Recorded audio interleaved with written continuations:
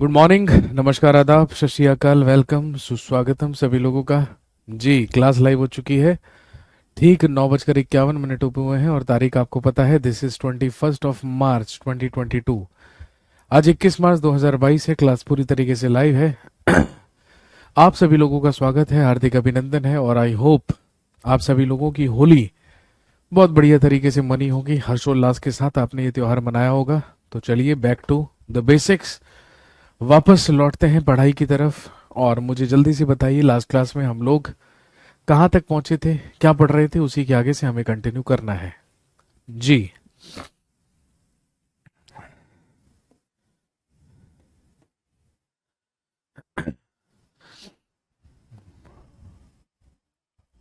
Very good morning, आप सभी लोगों का स्वागत है। ओके, हम लोग पढ़ चुके थे सूरी डायनेस्टी के बारे में। चलिए जी, शुरुआत करते हैं, कंटिन्यू करते हैं। आप जानते हैं कि हम पढ़ रहे थे मुगल डायनेस्टी, मुगल वंश।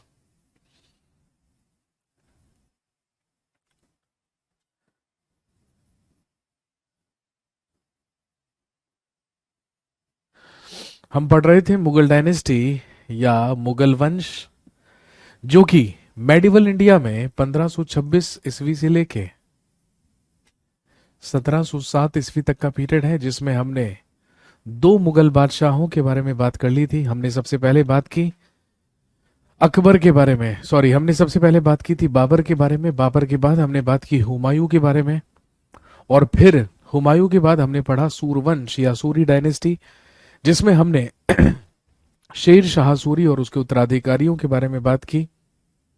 तो दोस्तों, हुमायूं की मृत्यु के बाद भारत का अगला मुगल बादशाह बना, हेडिंग डाल लीजिए, आज हम बात करेंगे अकबर के बारे में।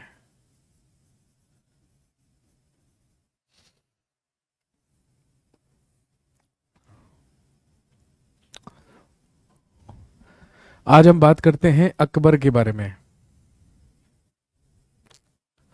और ध्यान रखेंगे, 1526 ईस्वी से लेके 1605 ईस्वी तक भारत का मुगल बादशाह बना जलालुद्दीन मोहम्मद अकबर।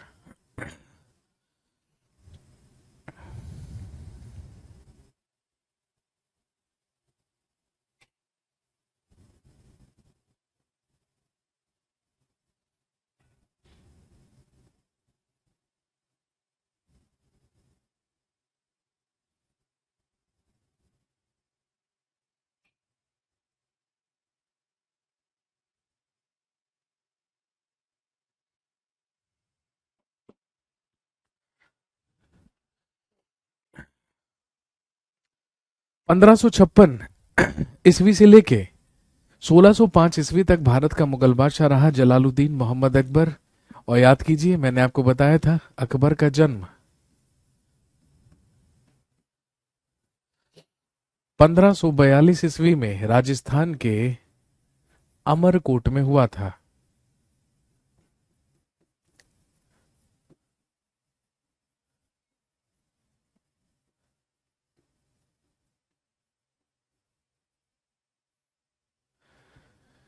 राजस्थान के अमरकोट नामक स्थान पर जन्म हुआ था अकबर का।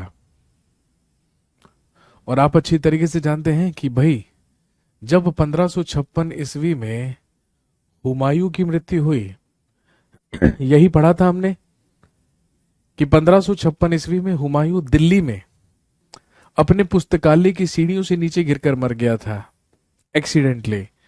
जब 1556 ईस्वी में हुमायूं की मृत्यु हुई दिल्ली में, तो दोस्तों ध्यान रखेंगे,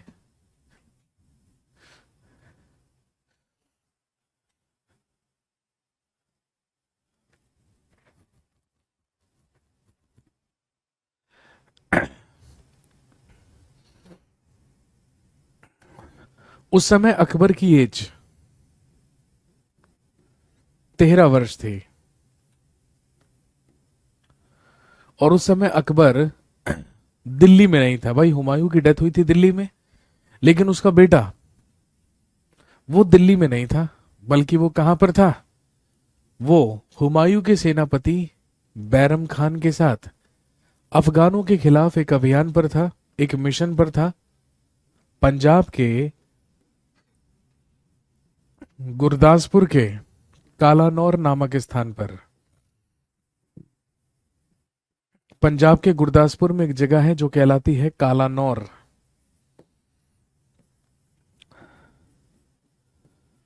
उसी कालानौर नामक स्थान पर था उस समय 13 वर्ष का अकबर। आप जानते हैं उस समय उसका नाम क्या था? जलालुद्दीन। जैसे ही एक्सीडेंटली हुमायूं की डेथ हुई, हुमायूं की मृत्यु हुई, तो अचानक से दिल्ली का सिंहासन खाली हो गया भाई, क्योंकि हुमायूं का उत्तराधिकारी अकबर उस समय पंजाब के कालानौर नामक स्थान पर था, और उस समय दिल्ली में हुमायूं का सेनापति बैरम खान भी नहीं था, क्योंकि वो दोनों एक साथ अफगानों के खिलाफ पंजाब में एक अभियान कर रहे थे, एक मिशन कर रहे थे। कहने का मतलब एक्सीडेंटली हुमायूं मरा और दिल्ली का सिंहासन खाली हो गया। इसी खाली सिंहासन का फायदा उठाया किसने? आप सब जानते हैं, हरियाणा के रेवाड़ी के एक हिंदू शासक ने, जिसका नाम था हेमू।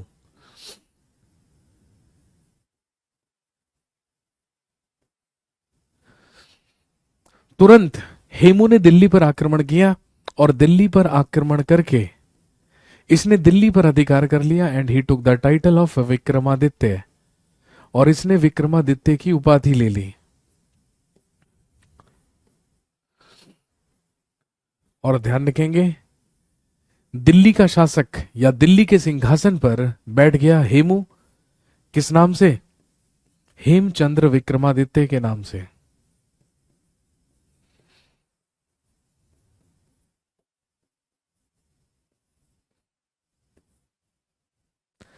ये हेमचंद्र विक्रमादित्य के नाम से दिल्ली का अगला शासक बन गया। आपसे क्वेश्चन भी पूछेंगे कि बताइए दिल्ली के सिंहासन पर बैठने वाला अंतिम हिंदू राजा कौन था, अंतिम हिंदू शासक कौन था? तो यदि अंतिम हिंदू शासक पूछा जाए तो वो कौन होगा? हेमू। अब हेमू ने दिल्ली पर अधिकार कर लिया, और उधर पंजाब में टेंशन बढ़ गई किसकी? बैरम खान की, क्योंकि एक बार फिर से मुगल साम्राज्य खत्म होने की कगार पर आ गया था। इसीलिए बैरम खान ने सूझबूझ से काम लिया, और मात्र 13 साल की उम्र में ही अकबर का राज्याभिषेक कहां पर करवाया? पंजाब के कालानौर नामक स्थान पर हुआ अकबर का राज्याभिषेक। और ये भारत का अगला मुगल बादशाह बना, किस नाम से? जलालुद्दीन मोहम्मद के नाम से।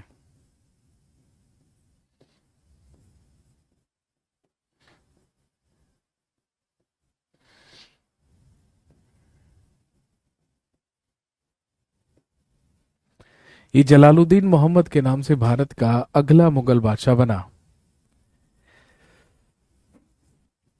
लेकिन अभी टेंशन खत्म नहीं हुई थी भाई, आप अच्छी तरीके से जानते हैं, क्योंकि दिल्ली पर कब्जा था किसका? हेमू का।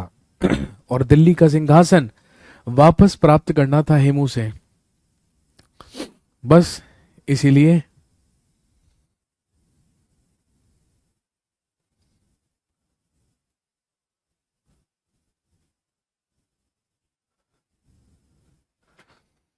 पंजाब से अपनी सेना लेकर दिल्ली की तरफ बढ़े बैरम खान और जलालुद्दीन मोहम्मद, और इधर दिल्ली से डिफेंड करने के लिए कौन गया? अपनी सेना लेकर हेमू गया।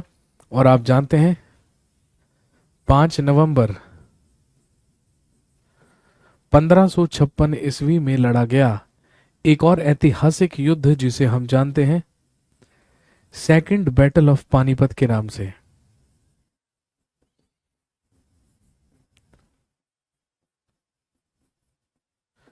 जो कहलाता है पानीपत का द्वितीय युद्ध। Second battle of Panipat, Panipat का द्वितीय युद्ध जो लड़ा गया अकबर और हेमू की सेना के बीच। इसमें अकबर की सेना का नेतृत्व बैरम खान कर रहा था, क्योंकि अकबर तो उस समय मात्र 14 वर्ष का था। और ध्यान रखेंगे, इसी युद्ध में अकबर के सेनापति बैरम खान के द्वारा हेमू को पराजित कर उसकी हत्या कर दी गई, और एक बार फिर से दिल्ली पर अधिकार कर लिया गया किसके द्वारा? मुगलों के द्वारा, या जलालुद्दीन मोहम्मद के द्वारा। नोट कीजिए फटाफट।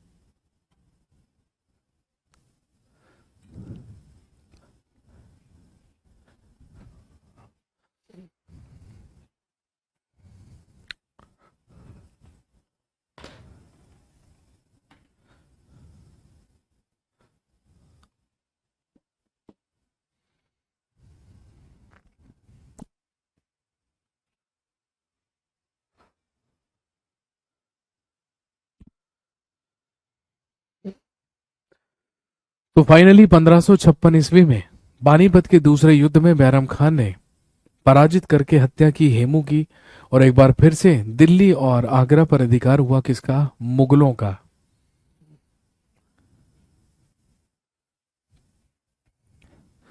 लेकिन क्योंकि अकबर की उम्र उस समय बहुत कम थी, और इसीलिए जो बैरम खान था वो अकबर का संरक्षक बना, और अगले 4 साल तक जलालुद्दीन मोहम्मद ने या अकबर ने शासन ही किसके संरक्षण में किया? बैरम खान के। लिखेंगे from 1556 to 1560 Akbar ruled in the guardianship of Bairam Khan. लिखेंगे 1556 से 1560 तक अकबर ने बैरम खान के संरक्षण में शासन किया। Akbar ruled in the guardianship of Bairam Khan. Akbar ने बैरम खान के संरक्षण में शासन किया। कहने का मतलब, नाम का मुगल बादशाह रहा जलालुद्दीन मोहम्मद, लेकिन प्रैक्टिकली सारे के सारे जो डिसीजंस हुए, सारे के सारे जो निर्णय हुए, वो किसने लिए? बैरम खान ने लिए।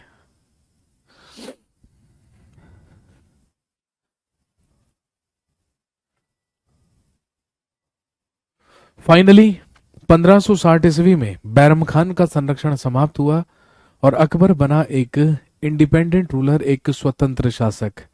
आपसे पूछेंगे अकबर का प्रथम आक्रमण कब और कहां पर हुआ?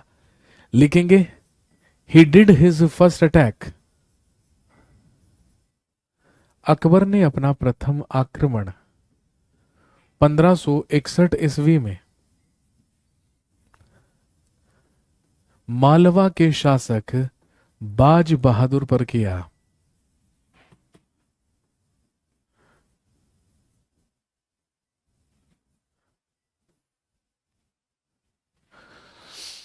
अकबर ने अपना प्रथम आक्रमण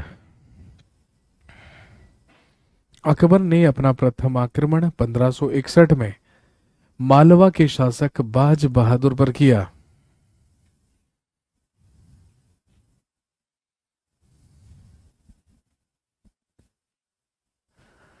मालवा के शासक बाज बहादुर को अपने अधीन करके 1561 में ही अकबर अपनी सेना लेकर बढ़ा राजस्थान के आमेर की तरफ। और आप जानते ही हैं उस समय राजस्थान में एक कछवाहा शासक आमेर में शासन कर रहा था, जिसका नाम था राजा भारमल। जब राजा भारमल को पता चला कि मुगलों की सेना आमेर पर चढ़ाई करने के लिए आ रही है, तो राजा भारमल ने भी अकबर की अधीनता स्वीकार की। और आप जानते ही हैं राजा भारमल और अकबर के बीच, या दोनों परिवारों के बीच, एक वैवाहिक संबंध स्थापित हुआ, और अकबर ने राजा भारमल की ही पुत्री हरखा बाई से विवाह किया, जो इतिहास में कुछ कुछ इतिहासकार जिसे इतिहास में जोधाबाई भी कहते हैं।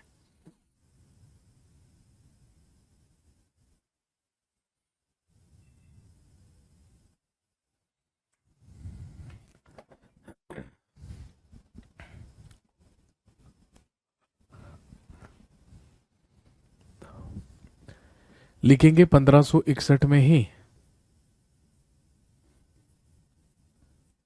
अकबर गॉट मैरिड विथ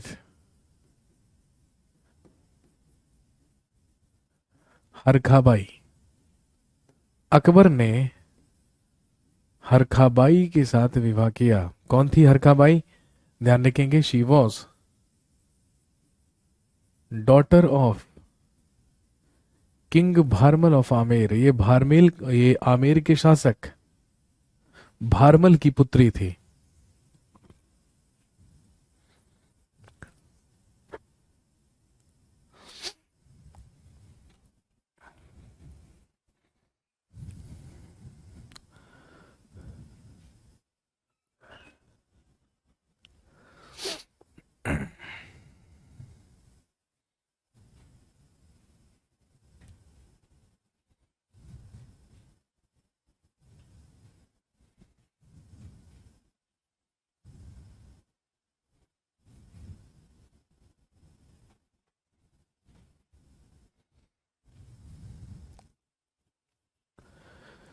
इसके बाद लिखेंगे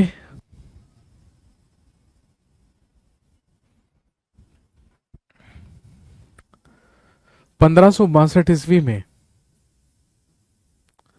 अकबर के द्वारा दास प्रथा समाप्त की गई।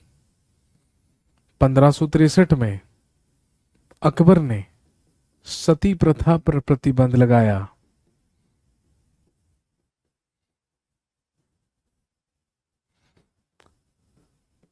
और 1564 में अकबर के द्वारा पिलग्रिमेज टैक्स और जजिया जैसे कर भी समाप्त कर दिए गए।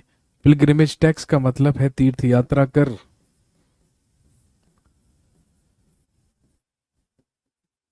और जजिया गैर मुसलमानों के द्वारा दिया जाने वाला एक टैक्स, एक कर ही क्या कहलाता था? जजिया कहलाता था, जो गैर मुसलमानों को देना होता था मुसलमान ना होने के लिए। अपनी आधी आय या फिर 2/3, 1/2 से लेकर 2/3 तक क्या देना होता था? जजिया देना होता था।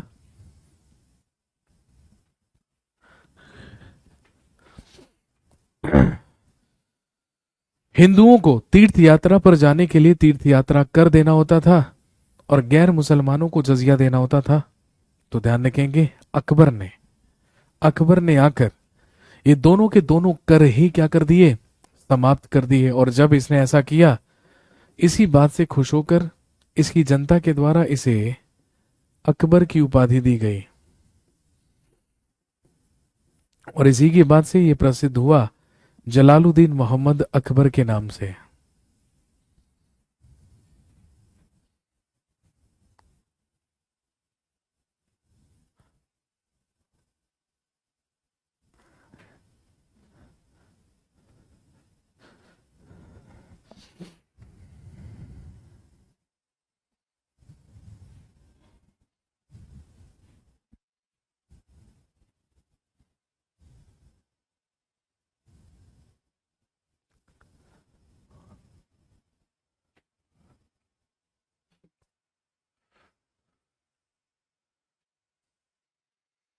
इसके बाद ध्यान रखेंगे,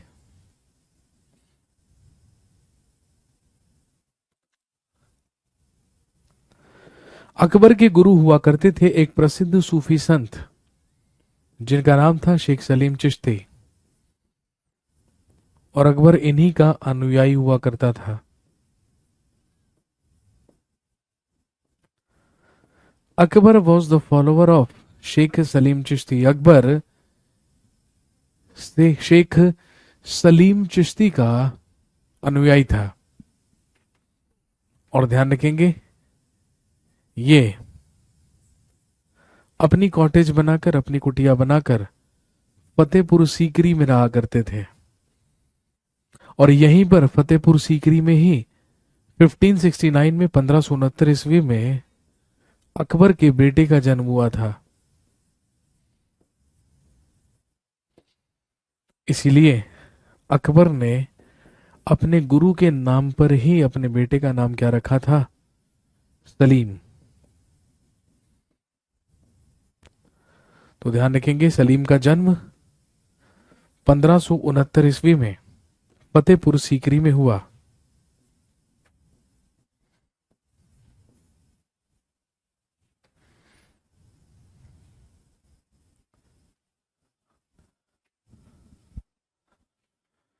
और यही सलीम आगे चलकर भारत का अगला मुगल बादशाह बना by the name of Jahangir, Jahangir के नाम से।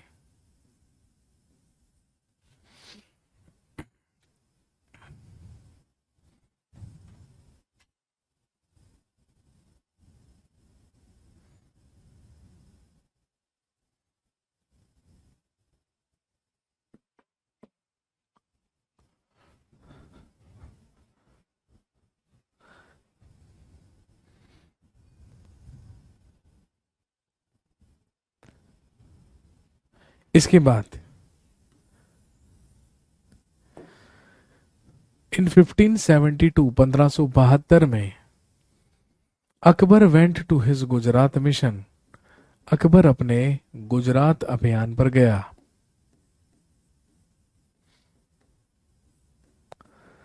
1572 ईस्वी में अकबर ने गुजरात अभियान किया, और ध्यान रखेंगे इसने गुजरात को जीतकर मुगल साम्राज्य में मिलाया था। लिखेंगे ही एडेड गुजरात इन मुगल एम्पायर, इसने गुजरात को मुगल साम्राज्य में मिलाया।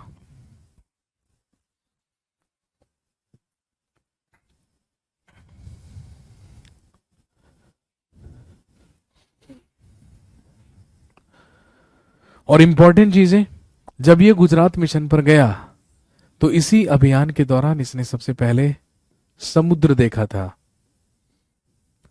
और पुर्तगालियों से भी सबसे पहली मुलाकात मुगलों की या अकबर की इसके गुजरात अभियान पर ही हुई थी। गुजरात की सफलता इसके लिए एक बड़ी सफलता थी भाई, क्योंकि आप जानते हैं गुजरात से ही कोस्टल एरिया शुरू होता है, गुजरात से ही बंदरगाह शुरू होते हैं, और जो व्यापार की दृष्टि से बहुत ज्यादा उपयोगी थे किसके लिए, मुगलों के लिए। इसने गुजरात पर अधिकार किया, और गुजरात की सफलता के उपलक्ष्य में ही 1573 ईस्वी में निर्माण शुरू करवाया भारत के सबसे बड़े दरवाजे का, जो कहलाता है बुलंद दरवाजा।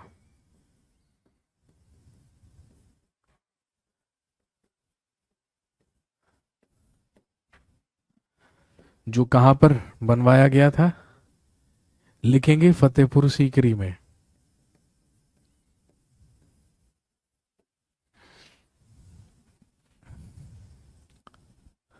अकबर के ही द्वारा फतेहपुर सीकरी में बनवाया गया भारत का सबसे बड़ा दरवाजा, जो कहलाता है बुलंद दरवाजा।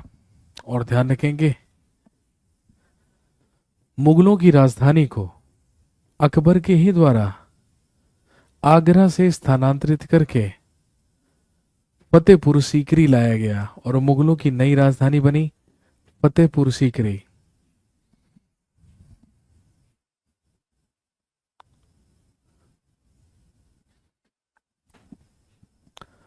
और ध्यान रखेंगे फतेहपुर सीकरी में ही अकबर के द्वारा बनाया गया इबादत खाना।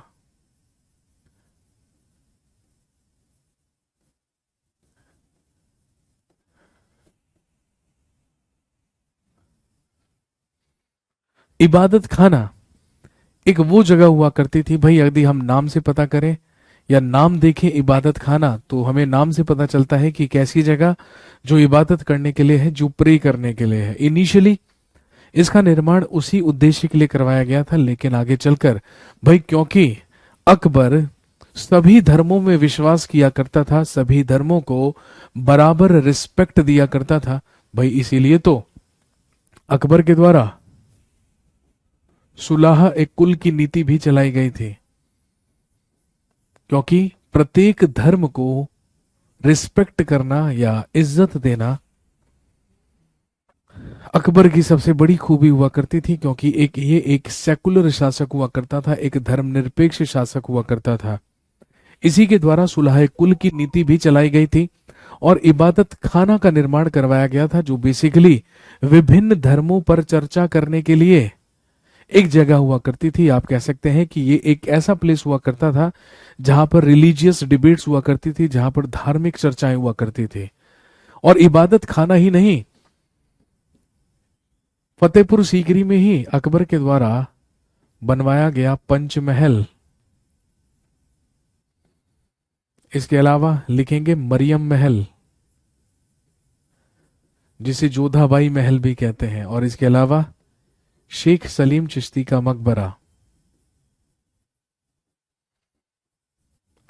इन सभी इमारतों का निर्माण अकबर के ही द्वारा करवाया गया।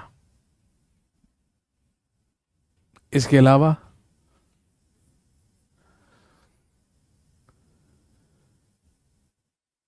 अकबर के ही द्वारा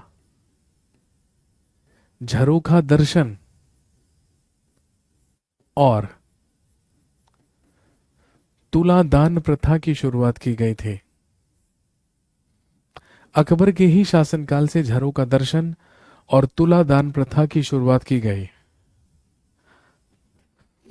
किले पर एक स्थान पर मुगल बादशाह रोज आकर भाई लोगों को दर्शन दिया करता था। उसी को झरों का दर्शन प्रथा कहा जाता था। और तुलादान प्रथा तो आप जानते ही हैं। मुगल बादशाह अकबर को हीरे जवाहरात सोना चांदी से तौलकर उसके वजन के बराबर सोना चांदी और हीरे जवाहरात गरीबों में बांट दिए जाते थे। वो तुलादान प्रथा कहलाती थी। इसके अलावा अकबर ने ही मनसबदारी प्रथा की भी शुरुआत की थी,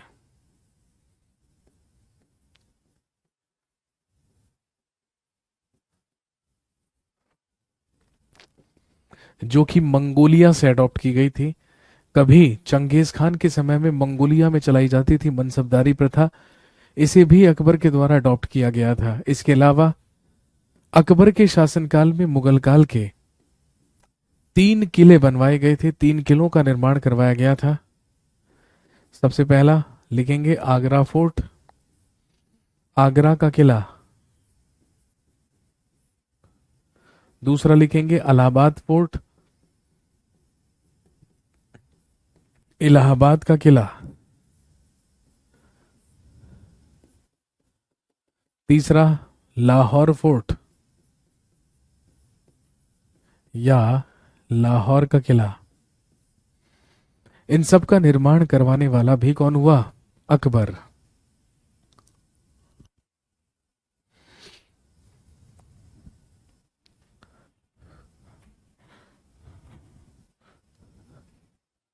इसके बाद अकबर के शासनकाल में ही एक प्रसिद्ध युद्ध लड़ा गया 1576 में, जो इतिहास में प्रसिद्ध है बैटल ऑफ हल्दी घाटी के नाम से।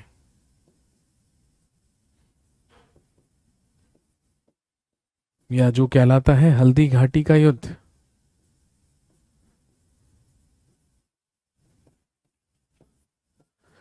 ये लड़ा गया था अकबर और महाराणा प्रताप के बीच। और ध्यान रखेंगे, इस युद्ध को लड़ने के लिए अकबर खुद नहीं गया था, बल्कि अकबर के सेनापति को भेजा गया था। और आप जानते होंगे भाई अकबर का सेनापति कौन हुआ करता था? मान सिंह हुआ करता था। तो अकबर की तरफ से इस युद्ध का नेतृत्व किया गया था मान सिंह के द्वारा। लेकिन इस युद्ध के निर्णय को लेकर कुछ इतिहासकारों के बीच मतभेद है। ठीक है, और ध्यान रखेंगे, कुछ इतिहासकार कहते हैं कि इसमें मानसिंह के द्वारा महाराणा प्रताप को हरा दिया गया। कुछ इतिहासकारों का कहना है कि महाराणा प्रताप के द्वारा अकबर या मुगलों की सेना को हरा दिया गया। हालांकि इसका रिजल्ट आपसे एग्जाम में नहीं पूछेंगे, बट आपको पता होना चाहिए ये किस किस के बीच लड़ा गया था। इसके बाद अगले ही साल 1577 में सिखों के चौथे गुरु हुआ करते थे गुरु रामदास। और ध्यान रखेंगे, ये जो गुरु रामदास थे ये अकबर के अच्छे मित्र हुआ करते थे। तो लिखेंगे 1577 में अकबर ने गुरु रामदास को 500 बीघा भूमि उपहार में दी। Akbar gifted 500 bigha land to his friend Guru Ramdas.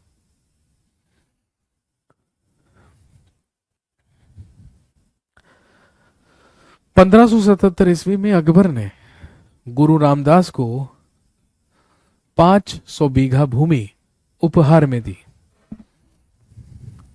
और ध्यान रखेंगे, इसी भूमि पर गुरु रामदास के द्वारा एक शहर बसाया गया जिसे आज हम अमृतसर के नाम से जानते हैं। और दोस्तों ध्यान रखेंगे, इसे बसाया गया था किस नाम से? रामदास नगर के नाम से। ये कहलाता था रामदास नगर, लेकिन आज इसे हम जानते हैं अमृतसर के नाम से।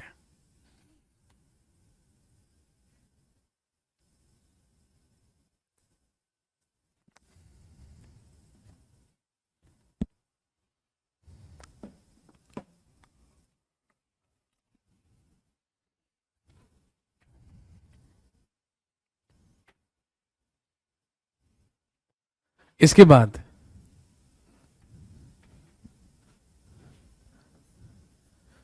1582 में Akbar started a new religion. Akbar के द्वारा एक नए धर्म की स्थापना की गई जिसे कहा जाता था दीन इलाही।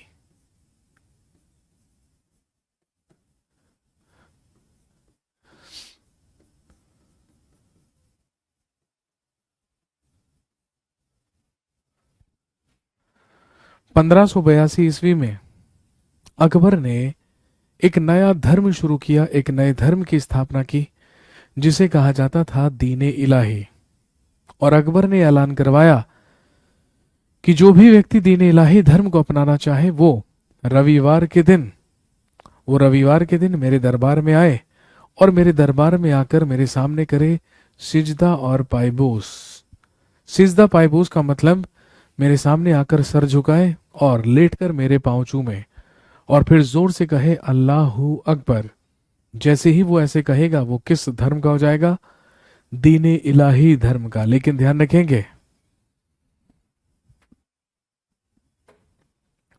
रखेंगे, दीन इलाही धर्म को केवल मुसलमानों ने अपनाया। केवल एक हिंदू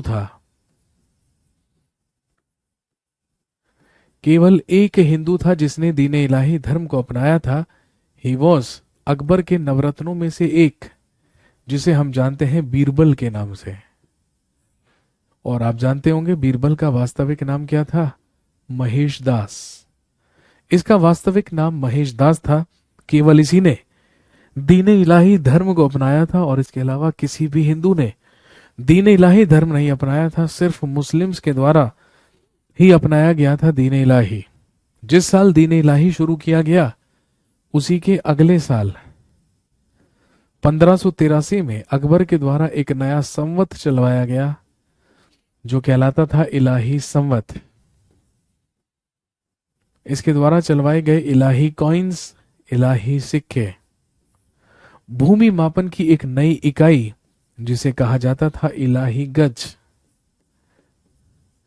और ध्यान रखेंगे अकबर ने ही प्रयाग का नाम बदलकर रखा इलाहाबाद।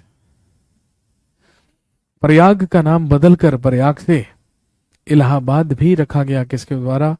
अकबर के ही द्वारा।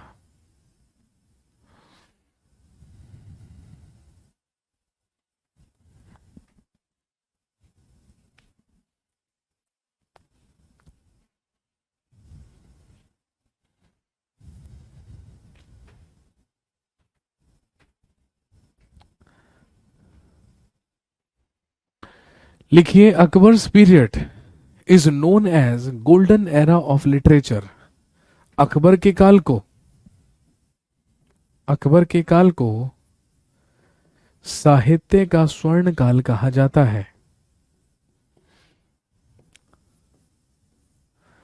Akbar's period is known as golden era of literature. Akbar के काल को साहित्य का स्वर्ण काल कहा जाता है क्योंकि सबसे ज्यादा हिंदी और फारसी लिटरेचर और साहित्य का विकास अकबर के ही शासनकाल में हुआ था। और दोस्तों ध्यान रखेंगे यही कारण है कि अकबर के द्वारा कई हिंदू धर्म के ग्रंथों को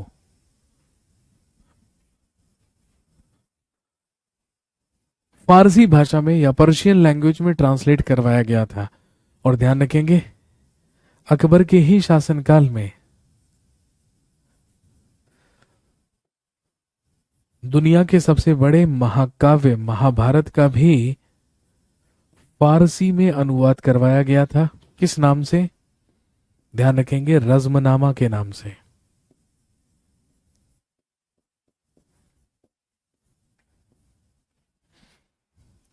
महाभारत का अनुवाद भी अकबर के शासनकाल में करवाया गया रज़्मनामा के नाम से। और ध्यान रखेंगे रज़्मनामा या महाभारत का फारसी में अनुवाद किसके द्वारा किया गया था? तो लिख लेंगे अब्दुल कादिर बदायूनी के द्वारा। अब्दुल कादिर बदायूनी के द्वारा ही महाभारत का फारसी में अनुवाद किया गया था रज़्मनामा के नाम से।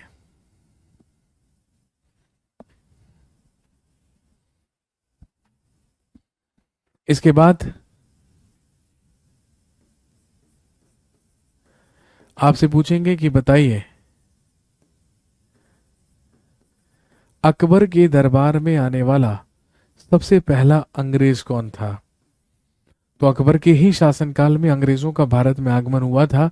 और ध्यान रखेंगे रॉल्फ फिंच, रॉल्फ फिंच नाम का एक ब्रिटिशर, एक अंग्रेज सबसे पहला ब्रिटिशर था, सबसे पहला अंग्रेज था जो अकबर के दरबार में आया था, अकबर के दरबार में विजिट करके गया था। लेकिन ऐसा माना जाता है कि 1599 में जॉन मिल्डेनहाल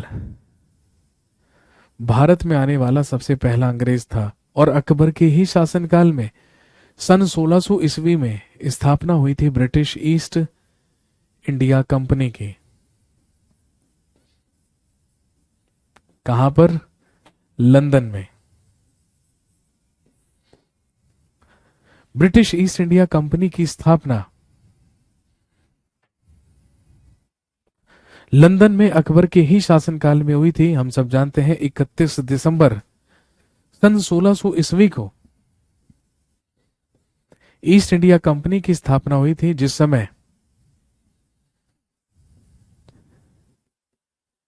ब्रिटिश क्राउन या ब्रिटेन की महारानी हुआ करती थी क्वीन एलिजाबेथ टेलर फर्स्ट, यानी कि महारानी एलिजाबेथ प्रथम।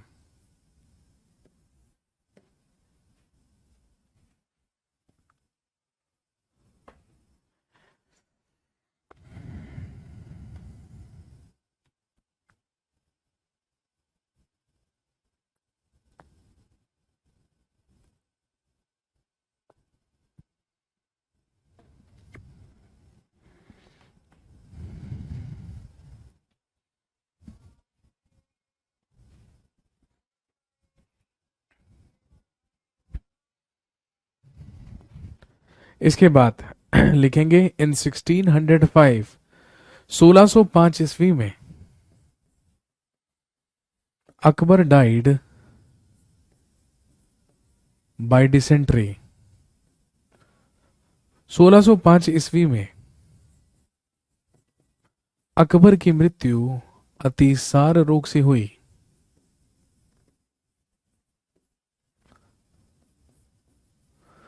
और अकबर का मकबरा आगरा के ही सिकंदरा नामक स्थान पर बनवाया गया।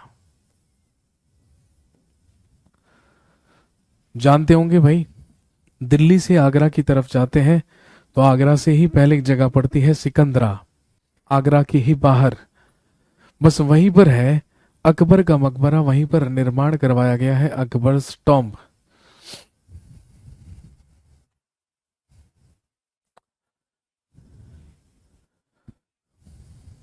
इसके अलावा लिखेंगे अकबर की जीवनी कहलाती है आईने अकबरी या अकबरनामा।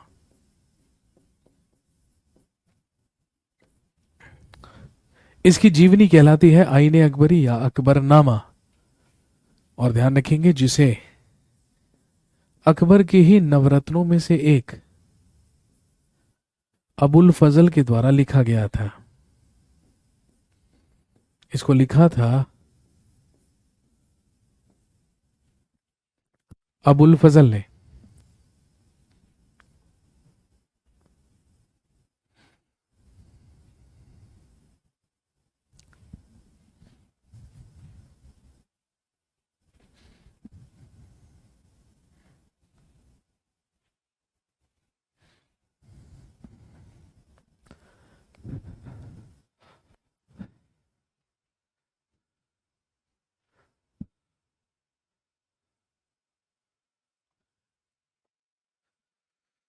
पंद्रह सौ निन्यानवे में कौन आया था? लिखा है बेटे सामने नाम। मैं समझ गया तू क्या चाह रहा है, ये चाह रहा है ना तू, ये ले।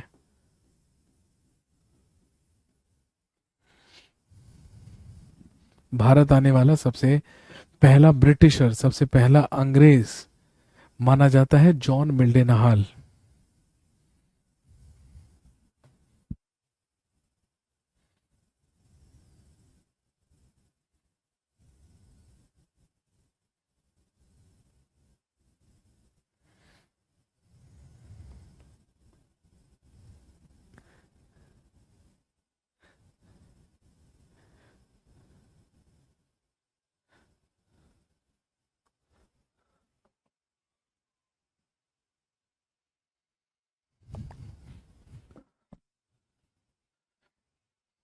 नेक्स्ट लिख लीजिए।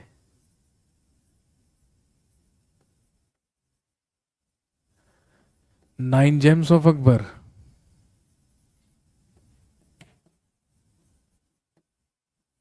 या अकबर के नवरत्न।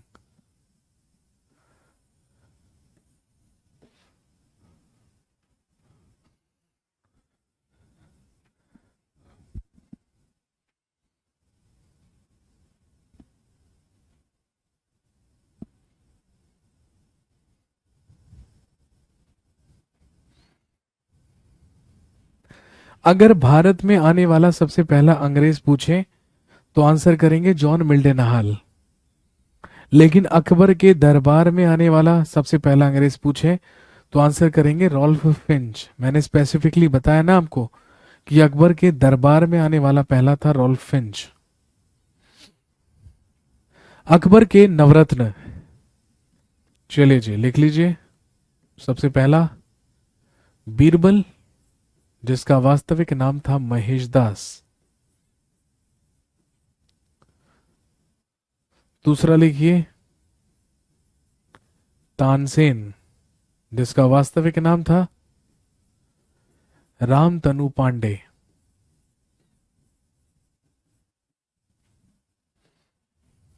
Next Mansingh. Next Todarmal. Next Abul Fazal. Next Abdul Rahim Khane Khana. Next Faizi. Next मुल्ला दो प्याजा।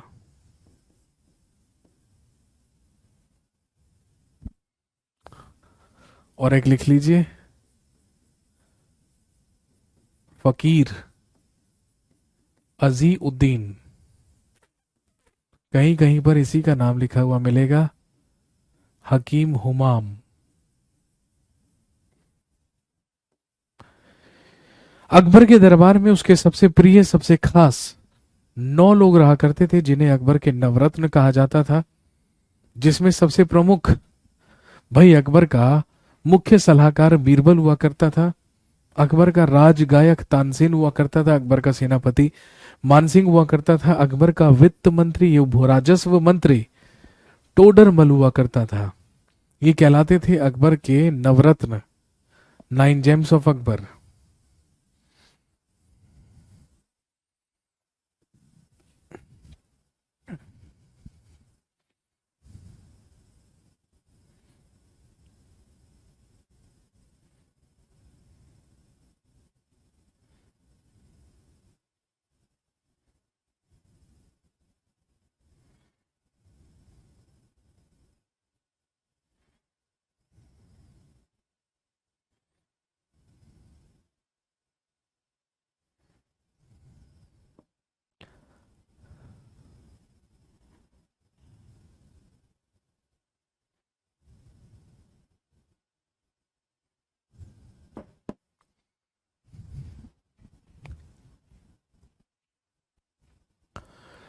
तो दोस्तों ये था जलालुद्दीन मोहम्मद अकबर। आज की कहानी को यहीं पर रोकेंगे। कल आपसे मुलाकात होगी दोबारा से, और कल हम बात करेंगे अगले मुगल बादशाह के बारे में, जो हम सब जानते हैं कौन होगा, जहांगीर। आज के लिए इतना ही काफ़ी है। Thank you very much. Have a nice day. शुक्रिया।